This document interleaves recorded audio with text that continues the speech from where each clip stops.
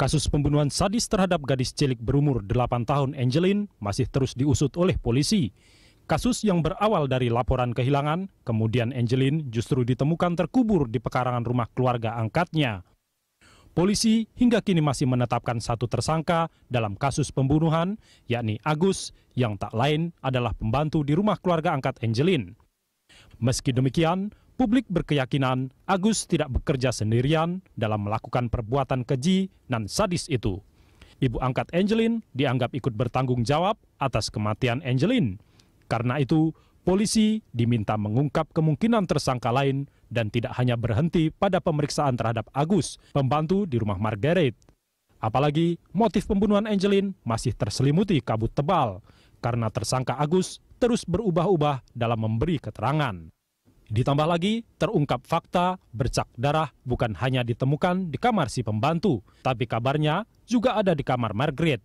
Pengungkapan kasus Angeline secara gamblang amat perlu dilakukan demi memerangi kekerasan terhadap anak. Di negara kita, kejahatan ini cukup tinggi, tapi hanya sedikit orang tua yang masuk penjara karena menelantarkan anaknya. Kisah Angeline, bocah berusia 8 tahun yang dibunuh di rumahnya di kawasan Sanur, Bali, sungguh mengiris hati. Ya, apapun motifnya, pelaku pembunuhan sadistis itu perlu dihukum berat. Peran ibu angkatnya, Margaret Christina Magawe, harus pula diungkap demi memenuhi rasa keadilan. Untuk mengupas hal itu sudah hadir di studio. Di sini ada praktisi lie detector, ada lie detection ya. Di sini ada Mas Gani Handoko Gani, dan juga nanti kita akan mengundang Anda untuk memberikan komentar lewat SMS ke 0811-833-551. Anda juga bisa menelpon melalui nomor interaktif di 021-52-900-308 atau 021-529-00311. Selamat pagi Mas Handoko. Selamat pagi. Terima kasih telah hadir bersama kami di Jurnal Pagi. Sama-sama. Ya, sebelum kita lanjutkan dialog ini, kita lihat dulu video gambar berikut ini, Mas Handoko. Nah, Mas Handoko, ini kan kalau kita lihat ada beberapa gambar yang muncul setelah kejadian ini. Dan Mas Handoko sebagai praktisi untuk lie detection ini, Anda melihat, dan ini saya lihat juga di beberapa Twitter Anda terkait dengan mengusut kematian Angeline. Apa yang kita bisa lihat dari foto ini ibu angkat dan juga kedua kakak angkat ya dari Angeline? Ya. Kalau dari foto ini, yang saya lihat memang ada ekspresi wajah senyum.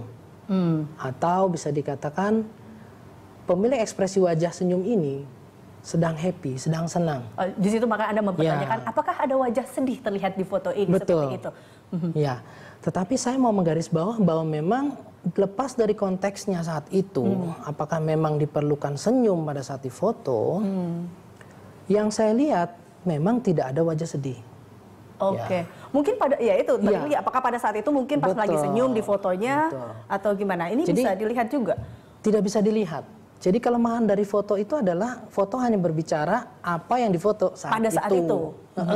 Tetapi kalau video bisa menceritakan sebelum, sesudahnya, dan saat itu. Kalau kita lihat dulu dari foto ini memang tidak ada wajah sedih dia terpancarkan atau terlihat dari foto-foto ini. Bagaimana dengan kalau kita lihat ada orang di belakang juga yang menunduk dengan beberapa orang di belakang ini. Ini apa? Ini bisa nggak kita yang unik memang dari foto ini yang unik adalah wajah yang di belakang.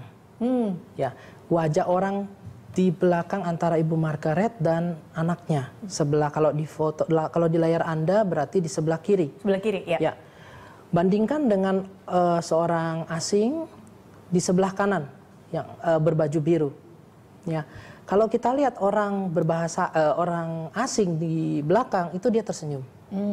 Tetapi orang Indonesia di belakang Bu Margaret dan anaknya menunduk ke bawah, matanya ke bawah dan hanya tersenyum sedikit. Nah, ini tentu menjadi sebuah pertanyaan, mengapa di dalam sebuah foto ada ekspresi yang beda.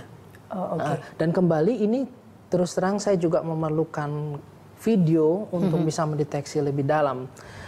Hanya saja kalau kita lihat dari foto statis seperti ini, memang ada perbedaan ekspresi atau perbedaan emosi pada orang ketiga tersebut. Dia tidak tersenyum, gembira, dia tidak sedih. Oke.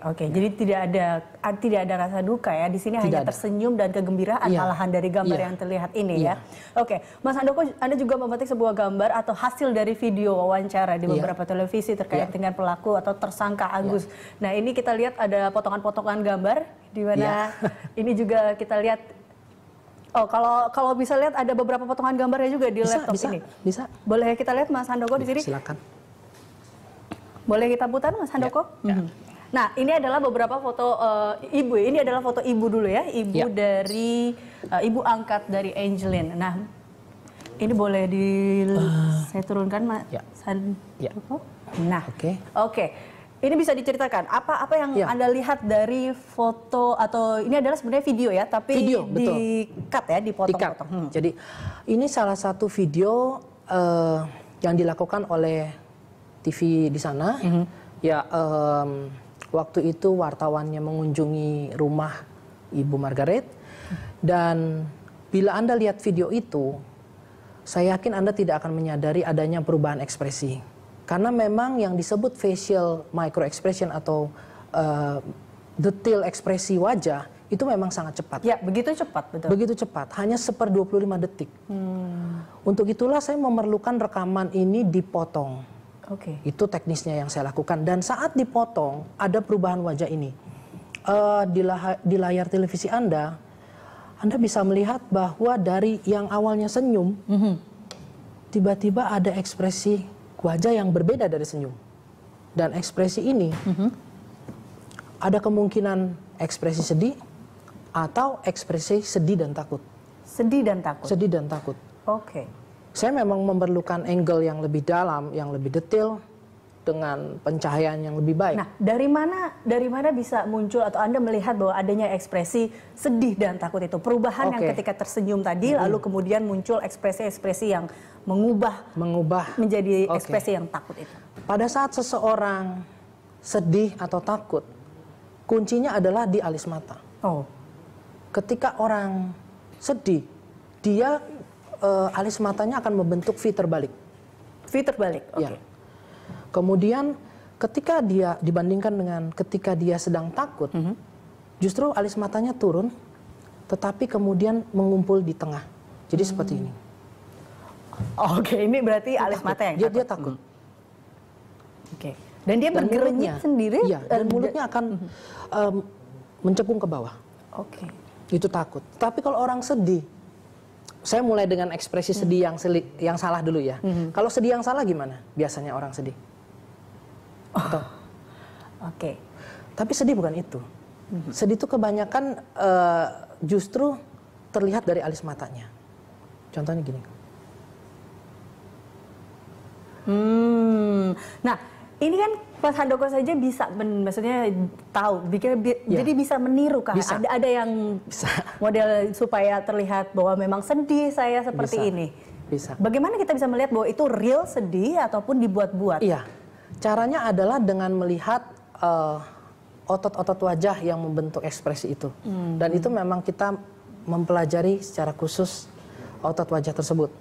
Itu disebut facial action coding system. Jadi sebuah sistem coding wajah atau penggodaan wajah berdasarkan otot-otot wajah yang membentuk ekspresi. Jadi sebagai praktisi lie detection atau praktisi micro expression, kita dituntut untuk bisa menerjemahkan ekspresi wajah berdasarkan kode ilmiah. Bukan hanya ini senyum nih mbaknya nih, tapi dari senyum ini ada sebuah makna di situnya. Ya, betul. Oke, baik, kita masih akan membahas lagi Mas Handoko terkait dengan beberapa gambar yang Anda lihat dari hasil-hasil ini, dan kita akan kembali pemirsa usai jeda pariwara berikut ini. Ya, Anda kembali bersama kami masih membahas mengenai mengusut kematian Angeline, dan kali ini telah hadir Ketua Komnas Perlindungan Anak, ada Bang Aris Merdeka Sirait. Selamat pagi, Pak. Selamat pagi. Kita lihat memang ini, dan juga masih ada dengan Mas Handoko. Tadi kita membahas mengenai bagaimana ekspresi dari keluarga angkat Angeline di sini. Nah, ini juga masih ada satu video di mana di sini ada Bang Aris sedikit ada argumen dengan ibu dari ibu angkat Angeline. Kita lihat videonya. Gara-gara itu Saya sayang sama saya sayang. Tidak ada masalah sama saya.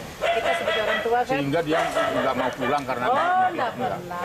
Orang malam Mami mau bikinin super mie, ya, tapi nanti dia mau ambilin ketemu karena dia bawain pensil, katanya Agusnya mau pinjam pensil. Saya tanya dia mana. Nggak tahu, dia kamarnya depan situ, tapi nggak tahu apa dia di luar atau di mana, saya nggak tahu. Di pas mana?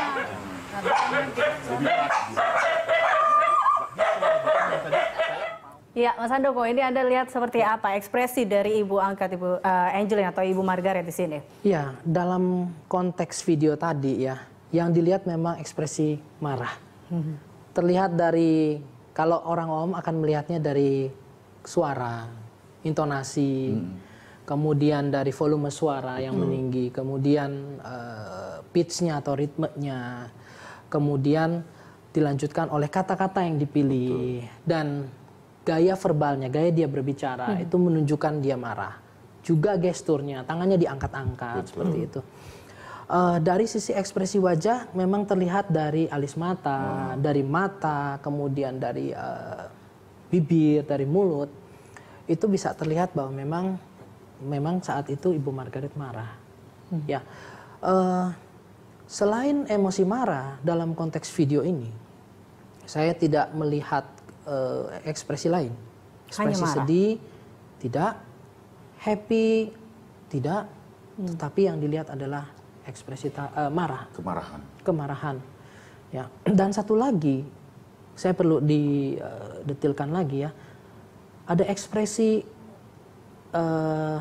kita nyebutnya ekspresi disgust atau jijik.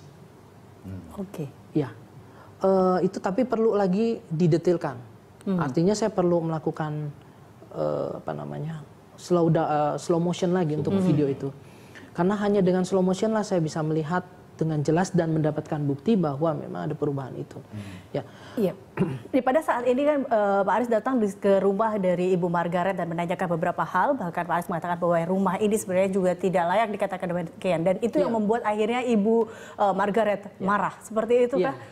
Sebenarnya sejak awal saya ketemu ya, pada saat kita bertanya tentang kronologi, ingin membantu, itu responnya sebenarnya tidak simpati. Oke.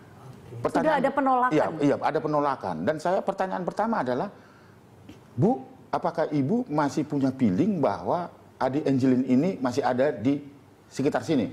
Oh, masih ada di sekitar Denpasar. Nah, gitu jawab pertama. Loh, lalu kalau itu di mana kira-kira, Bu? Saya tanya kedua gitu. Oh, sulit. Jawabnya sulit. Sulit bagaimana? Ya sulit. Tapi Ibu masih punya feeling ada di Denpasar? Oh ya, masih ada gitu. Jadi beberapa kali ya gerakan itu. Waktu pertanyaan saya terus-menerus itu sudah memunculkan ketertutupan. Saya bilang lagi yang ketiga, kalau begitu, kalau sulit, mari. Karena saya juga didampingi oleh pihak kepolisian, kita mau jemput. Karena saya datang dari Jakarta, atas nama Komisi Nasional Perlindungan Anak, membantu Ibu, bukan mempersalahkan Ibu. Meminta penjelasan dari kronologi itu. Dia sudah muncul penolakan dengan keras gitu. Sebelum saya dibenarkan, diizinkan masuk ke areal dari rumah itu.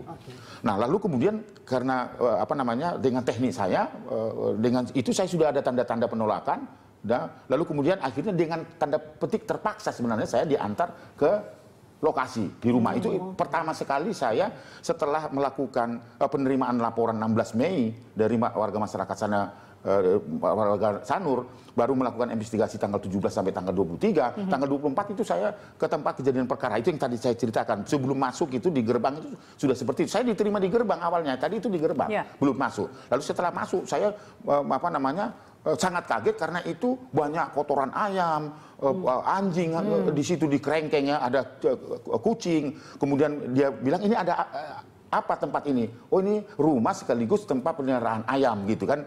Pada saat itu saya tanya, karena dalam informasi awal yang kita terima ada berinisial A. Saya tanya kepada Ibu, Bu, bisa nggak saya ketemu dengan inisial A yang sekarang jadi tersangka? Oh, nggak ada dia sini, nggak ada, gitu dengan nggak ada. Pokoknya ini saya merasa tertekan, gitu kan. Lalu kemudian tiba-tiba saya ada refleks panggil, Gus gitu. Muncul dia dari kamarnya dengan pakai ikat kepala, gesper gitu kan. Lalu telanjang dada. Lalu saya tanya pertanyaan pertama, kapan kau terakhir ketemu dengan Angelin? Tanggal 16 hari Jumat, tanggal 15 hari Jumat sore. pada posisi apa? Menangis keluar dari kamar Ibu Margaret. Saya tanya, kenapa nak? Kenapa dek? Kataku begitu. Tapi tidak menjawab, tetapi Agus itu menyaksikan ada keluar darah di situ. Jadi dari situ saya kira waktu pertama, ibu ini sudah mulai ada kata bohong di situ. Lalu, oke Bu, kalau begitu kita duduk bersama di mana sih tempat yang aman untuk kita omong. Karena itu kan sudah banyak polisi, banyak media juga gitu. Oh, saya nggak punya tempat. Nggak punya tempat. Padahal saya tanya ibu ini di mana tinggalnya, di sini saya sama Angeline gitu kan. Loh, kok nggak ada tempat? Masuk kursiannya nggak ada gitu kan. Oh iya nanti di mana ya? Kebingungan dan sebagainya. Tapi saya diajak keluar malah, keluar gerbang lagi. Nah, di luar gerbang terjadi dialog lagi. Pikiran saya, kenapa saya dibawa ke sini lagi gitu kan? Lalu saya minta lagi, bisa nggak saya diizinkan ke kamarnya Angeline? Gitu kan? Dengan susah payah, ya dia menolak, gitu. Nggak bisa. Pokoknya saya tidak merasa salah, gitu, sudah ngomong-ngomong duluan gitu dengan kemarahan-kemarahan, betul itu tadi. Akhirnya atas bantuan polisi saya boleh masuk lagi dengan keterpaksaan. Diantarlah saya ke ruangan tempat tidurnya Angeline itu. Kaget, sebegitu kagetnya saya, itu aromanya berbeda dengan aroma seperti yang ada kandang ayam, kotoran ayam gitu. Aromanya itu saya merinding sekali, itu ada aroma yang menurut saya tidak biasa. Ya, ada amisnya, ada apanya gitu kan. Karena saya berpikir lagi, oh ini bau ini apakah karena memang ada anjing peliharaannya, anjing kesayangannya Angeline masih ada di situ, warna putih ya. Lalu tempat tidur yang acak-acakan, terus kemudian ada telur-telur ayam di atas pakaian yang tidak terpakai lagi, gundukan tinggi. Lalu saya sempat juga mencium aroma bajunya Angeline gitu, kan baju sekolahnya. Saya mencium itu bukan baju yang baru dicuci. Saya masuk ke ruangan itu, tumpukan juga. Pokoknya baunya menurut saya sangat aneh, membuat saya berkesimpulan dalam hati itu, oh berarti ada sesuatu di sini gitu. Jadi lalu Anda juga sudah mencurigai pada saat awal menduga. Nah, lalu tanggal 24 Mei baru saya tanya, Bu, Ibu selama ini bersama Angeline di mana tidurnya? Di tempat tidur itu. Nah, di dalam pikir tampilan fisik seperti tadi itu. Oh, itu kan yang pakai tank top apa. Banyak wartawan seharusnya kan tutup baju kayak gitu kan. Nah, itu tidak dilakukan. Lalu pada saat itu juga dia memberikan foto-foto dari si Angeline itu kan dengan sukarela lalu kemudian juga akte notaris yang menyatakan bahwa anak Angeline itu diangkat. Padahal saya nggak minta itu, dengan sukarela gitu. Baru saya berkesimpulan, itu yang tadi tragedi itu, saya keluar, wartawan tanya, Pak, karena disaksikan ya, wartawan tanya, Pak itu layak nggak untuk tinggal di situ? Spontan saya tanya, karena saya nggak bisa membohongi diri, oh itu tidak layak, siapapun yang tinggal di situ, itu tidak layak karena kondisinya tidak baik. Bukan berarti itu karena kamarnya sempit atau tidak. Dan kemudian akhirnya Ibu Margaret langsung marah kepada saya. Mbak Aris menghina saya. Inilah keadaan saya. Apakah itu lebih baik dari kandang anjing? Dia bilang begitu. Terjadi kemarahan itu tadi. Berarti di sini bisa kita lihat bahwa kemarahan dari Ibu Margaret ini bukan karena dia merasa sedih ataupun tertekan, tetapi lebih kepada marah dengan apa yang dikatakan oleh Pak Aris pada saat itu. Karena akhir dari cerita ini kan Angeline itu ditemukan pada saat itu ada di situ karena otopsi mengatakan 3 minggu sudah meninggal. Itu berarti tanggal 24 Mei itu sudah ada mayat itu gitu. Jadi itu muncul kemarahan itu menutupi karena pada saat itu dihalang-halangi juga untuk melihat sudut-sudut dari tempat tinggal itu. Iya, Mas Andoko juga melihat seperti itu. Berarti ada yang disembunyikan dari Ibu Margaret pada saat kalau kita lihat dari cerita dari Pak Sirait ini. Iya, kalau dari ekspresi marah tadi, ya memang saya tidak bisa mengetahui motivasi apa di dalam emosi tersebut. Kemudian saya juga tidak tahu karakternya. Saya juga tidak tahu apa yang dipikirkannya. Tetapi kalau dari sisi runtutan kronologis yang diceritakan Pak Sirait, memang Pak Aris, memang ada sesuatu yang perlu ditindaklanjuti atau diperdalam. Salah satunya adalah ya tadi kenapa terjadi penolakan, kenapa ada defense mekanisme atau mekanisme pertahanan diri, di mana si ibu ini tidak menginginkan orang untuk melihat rumahnya, termasuk menolak 2 menteri datang. Bayangkan itu bisa bayangkan, gitu ya. Dan ini memang ketakutan itu yang begitu besar sehingga dia akhirnya menutup diri seperti itu. Bisa jadi, bisa iya, bisa tidak. Karena saya tidak melihat video yang dimaksudkan tadi. Kalau aja ada video pada saat itu, kan banyak wartawan ya Pak ya. Seandainya ada video saat itu yang menunjukkan semua proses tadi, abang mulai ngelihat, itu saya bisa melihat. Tetapi kalau video yang ada saat ini hanya video saat sudah di gerbang. Iya, sudah di gerbang berdialog itu. Jadi sudah agak lebih tenang seperti ini. Ini paling awal ya. Iya, saya kira memang ini juga harus diperhatikan dalam pengembangan penyidikan karena 2 menteri yang datang situ untuk membantu ibu itu mencari Angelin tapi ditolak. Bahkan setelah kehadiran saya itu ada satpam baru di situ dan yang menjawab untuk tidak bisa menerima kehadiran menteri itu satpam itu, bukan ibu itu. Dia tidak keluar dari rumah itu. Ada penolakan di situ. Dan ini juga sempat Pak Aris juga mengatakan ada beberapa Agus sempat masuk pada saat itu dengan tidak menggunakan pakaian dan hanya menggunakan ikat kepala. Seolah pusing pakai gesper gitu. Agak aneh. Dan gitu. kemudian Ibu Margaret yang tidak mengubah pakaiannya walaupun harus pada saat itu harus ada banyak orang. Oke, baik, kita akan lanjutkan perbincangan ini usai jeda berikut dan pemirsa tetaplah bersama kami. Ya pemirsa, Anda kembali bersama kami dan kami mengajak Anda kembali untuk bergabung dalam dialog terkait dengan mengusut kematian Angelin. Ya, ini Anda bisa menghubungi langsung telepon interaktif kami melalui 021-529-00308. Ya, ini kita kembali lagi ke Mas Handoko dan kepada Pak Aris. Kita melihat sebelumnya tadi kita membahas mengenai Agus yang kini sudah menjadi tersangka. Nah, ini dia ada beberapa potongan-potongan gambar.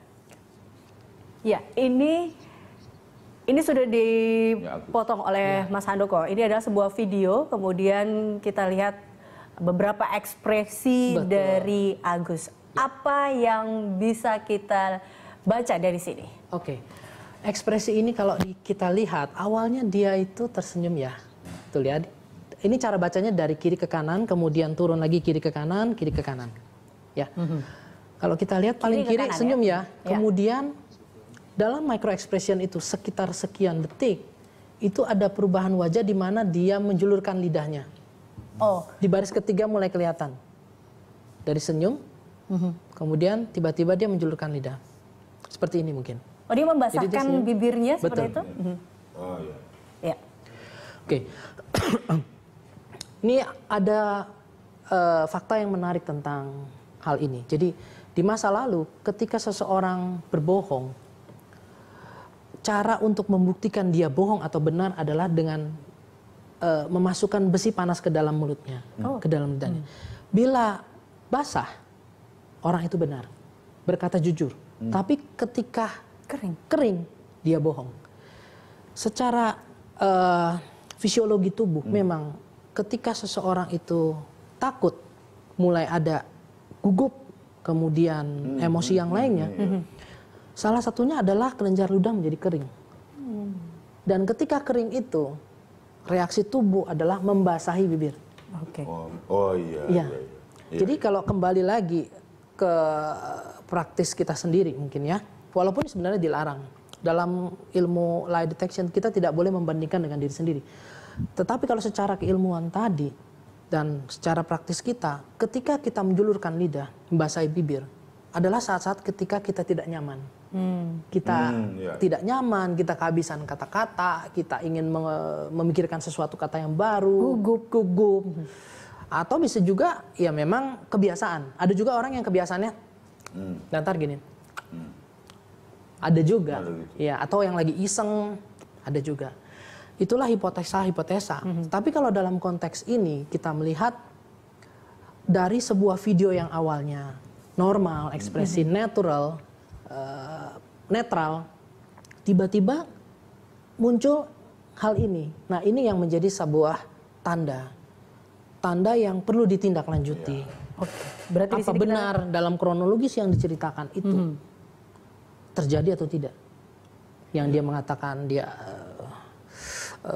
hidungnya berdarah, ini begini, kemudian sesudah itu kan mulai ada ekspresi ini. Iya, kita juga lihat di sini dalam wawancara ini atau dari gambar ini, Agus di sini lebih sering memandang ke atas dan juga mengedipkan mata lebih cepat. Itu juga bisa menjadi salah satu karakter yang bisa dibaca di sini.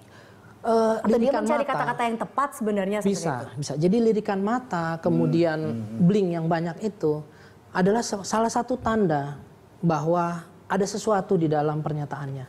Bisa bohong, bisa benar. Bisa juga saat itu dia sedang loading pikiran.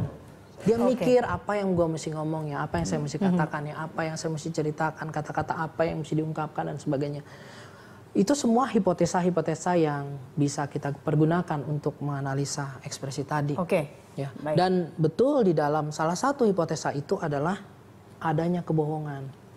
Salah satu hipotesa, tapi bukan berarti disimpulkan Ya. ada kebohongan. Baik, kita akan mengetahui lebih lanjut lagi terkait dengan bagaimana sebenarnya proses penyidikan kasus ini. Kita sekarang sudah terhubung dengan Kombes Pol Heri Wianto, Kadif Humas Polda Bali. Selamat pagi, Pak Heri. Selamat pagi, Mbak. Iya, Mbak. Ya, Pak Heri, bagaimana perkembangan terkini terkait dengan kasus atau penyidik kasus pembunuhan Angelin ini? Iya, baik. Jadi memang ini masih berproses. Memang kita masih menetapkan satu tersangka yaitu AGS. Tetapi kita juga tidak menutup kemungkinan karena tim penyidik masih bekerja. Ada yang kita lakukan pemeriksaan terhadap semua saksi-saksi, antara lain beberapa saksi orang-orang terdekat, kemudian juga saksi-saksi lain yang kira-kira tahu tentang pembunuhan yang dilakukan oleh AGS ini yang pertama. Kemudian yang kedua, memang kita juga sedang menunggu hasil laboratorium forensik yang ini merupakan hasil dari pengolahan TKP yang dilakukan beberapa saat. Memang di situ ditemukan barang-barang, ditemukan benda-benda, itulah yang kita lakukan pengujian terhadap laboratorium forensik saat ini yang dilakukan untuk penyidikan saat ini, Mbak. Iya, Pak Heri, sebelumnya diketahui bahwa pihak kepolisian menetapkan Agus sebagai tersangka, lalu kemudian mencurigai adanya keterlibatan di sini dalam keluarga angkat Angelin terkait dengan kasus ini. Apalagi ditemukannya dengan bercak darah berceceran di beberapa kamar. Ini juga bisa menjadi salah satu ataupun seperti apa perkembangannya sekarang? Iya betul. Jadi kita kalau untuk temuan itu, ya untuk temuan darah, ceceran darah, percikan darah dan sebagainya, ini kita masih menunggu. Karena memang pengujian ceceran darah yang sudah mengering, yang sedikit itu juga membutuhkan waktu yang lama. Kecuali kalau memang darah segar, pada saat kita mengambil darah orang tua kandungnya itu memang cukup singkat untuk pengujiannya. Tetapi kalau sudah darah kering memang cukup lama. Oleh sebab itu kita juga masih menunggu itu. Kemudian terhadap kakak angkatnya Angelin, itu juga sekarang ini masih menjadi saksi di dalam kasus-kasus ini. Itu yang kita lakukan untuk dalam penyidikan ini, Mbak. Berarti masih dalam proses pengumpulan bukti-bukti terkait dengan mengusut kematian Angelin ini. Seperti itu ya, Pak Heri? Betul, Mbak. Betul, Mbak. Jadi kecuali kalau memang untuk proses penelantaran anak, kita memang sudah menetapkan satu tersangka yaitu MM, dan ini sudah kita lakukan penahanan. Ya. Oke, berarti ini kalau kita lihat ada beberapa pernyataan seperti informasi ada terkait dengan hak waris, ada juga dikatakan adanya imbalan terkait dengan kasus ini atau pembunuhan kasus ini. Ini juga bisa menjadi salah satu yang membuat atau mengerucutkan bahwa adanya keterkaitan antara keluarga angkat korbankah dalam kasus ini.